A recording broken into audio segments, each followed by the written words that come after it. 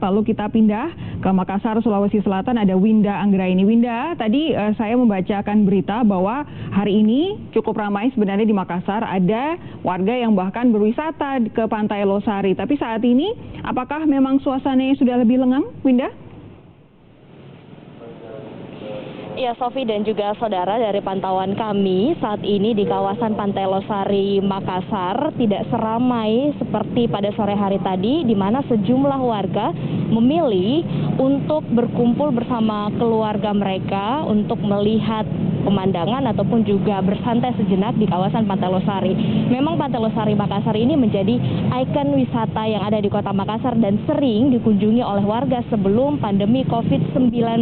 Kami sempat berbincang kepada sejumlah warga mengapa akhirnya warga nekat untuk keluar rumah dan berkunjung ke tempat wisata, karena mereka hanya ingin bersantai dan melepas penat karena menjalani masa PSBB atau masa karantina hampir 2 bulan di rumah mereka masing-masing, sehingga membutuhkan waktu untuk relaksasi bersama keluarga. Kami melihat tadi ada yang berfoto, kemudian juga ada yang berolahraga, lari sore, ataupun juga bersepeda di kawasan ini. Akan tetapi mereka juga tetap melaksanakan ataupun juga menerapkan protokol kesehatan seperti menggunakan masker dan tetap menjaga jarak antara satu dan lainnya. Walaupun juga masih ada beberapa warga yang masih membandel tidak mengenakan masker dan juga tidak melakukan physical distancing antara satu orang dengan orang yang lainnya. Pada malam hari ini kami pantau juga aktivitas lalu lintas di kawasan ini juga cukup ramai.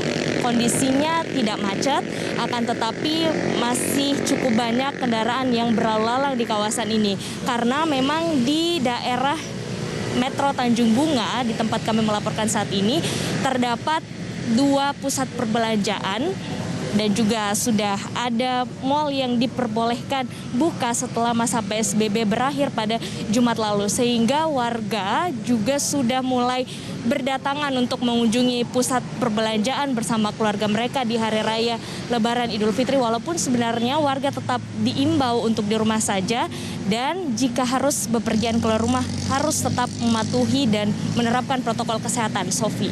Baik, itu tadi laporan dari Winda Anggraini dari Makassar, Sulawesi Selatan.